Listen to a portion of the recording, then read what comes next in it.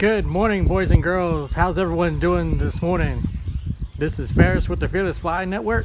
Man, boy, do I have a neat surprise for y'all. It's a 2016 Polaris Ranger 900 Crew.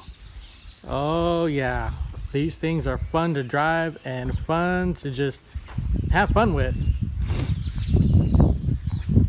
These are one of the utility vehicles that I work on from time to time for one of my customers. And this one here's got about 1,220 hours on it. It still runs and drives really good, and they still use it every day. It's not something they just use on the weekend. It's used here on this 2,000 acre ranch that is that I'm on right now. That's what 2,000 acres looks like, plus some.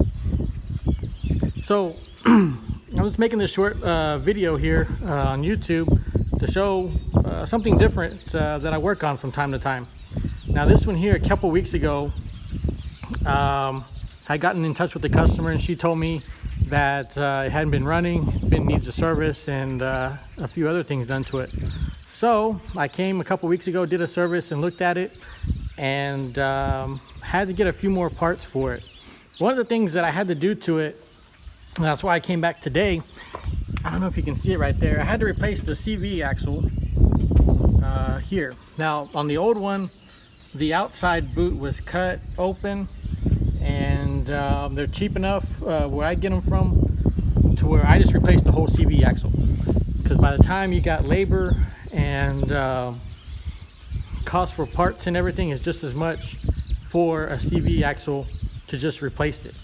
So I did that, and I also put a battery in it. The old battery was the original battery in it, believe it or not, and I wound up replacing that battery and fixing another issue that it had as well. Now let's go up to the front here. I'll show you what the issue was.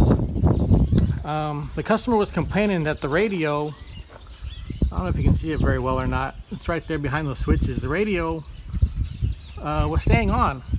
Apparently they didn't wire the radio to where it comes on with the ignition and shuts off with the ignition. So I just took it out and I unplugged it, and right now it's not having a draw on the unit. It's not affecting the voltage on the battery or anything like that, and it's all good to go. So I'm out running around test driving it, making sure it runs good and everything. Like I said, a couple weeks ago I did a service to it, which included changing the fluids on it. We changed the front differential fluid in it, we changed the engine oil and filter in it, we put a new air filter in it, and also changed the transmission fluid in the unit as well. So I hope you like the content.